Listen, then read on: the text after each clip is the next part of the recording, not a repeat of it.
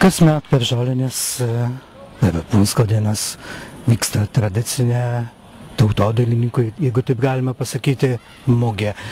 Jos pradžia buvo prieš 26 metus. Taip, ir tai nebuvo Punsko dienos, tai buvo Žolinių šventė, Žolinės atlaidai. Ir jau tada suvažiuodavo į Punską daug žmonių, grįždavo mūsų krašto, toliau išvažiavo žmonių. Kalvystė tai gana retas amatas, ar ne? Taip, retas, Dzūkijoje retokas, Aukštaitijoje, Žemaitijoje kalvių yra daugiau. Čia pas mus tai kažkur tai 11-12 kalvių, tik tai šitam visoj Respubliko šitoj dzūkų. Kaip suprantu, kalvystė tai dabar jau užsimdinėja menininkai. Anksčiau kalvystė buvo grinai vakaustimas, arklių pasagų kalimas, o dabar va jau daugumoje yra meninė. Parožė, išminties akis, čia yra meninė dalis.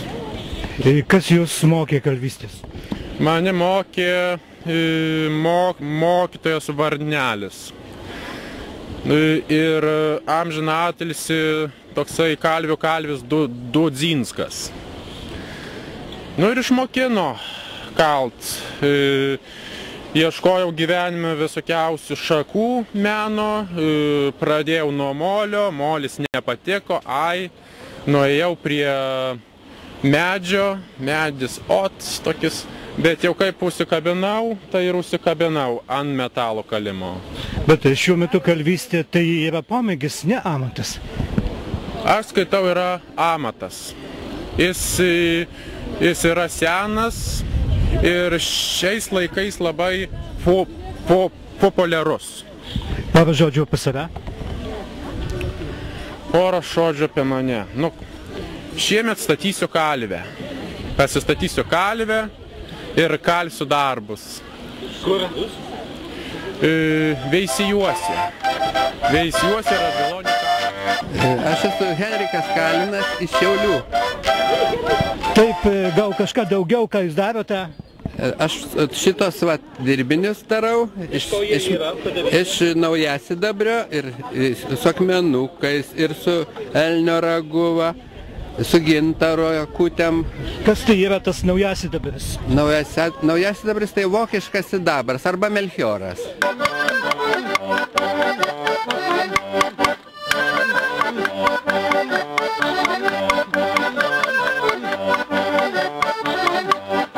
Čia pats pasidariau, lazda, čia daug visokių tokių, pradedant paukščiukų, galima pašvilpti.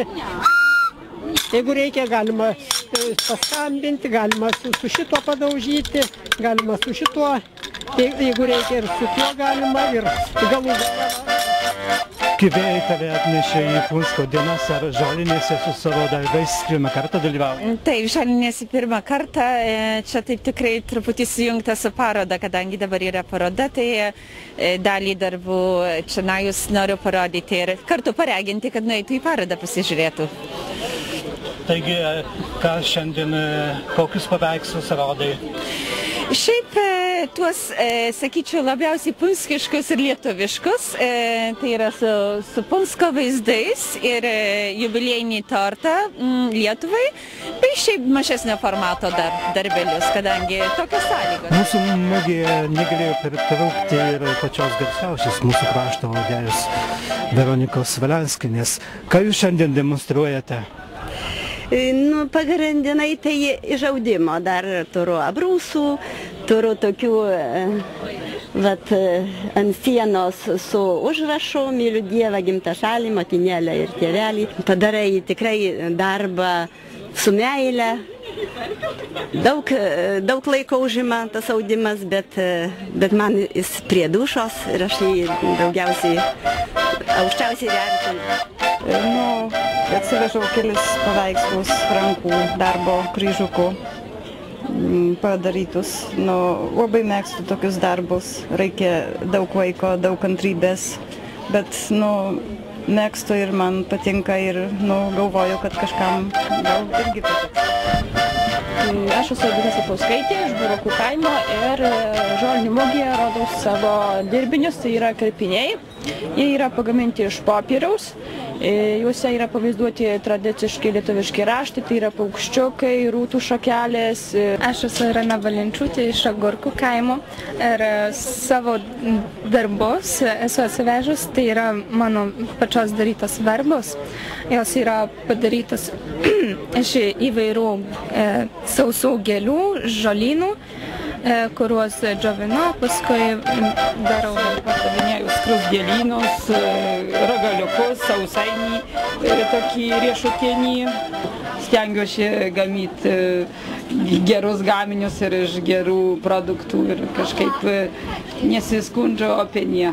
O pirkėjai tai daugiau vietiniai ar iš šalies?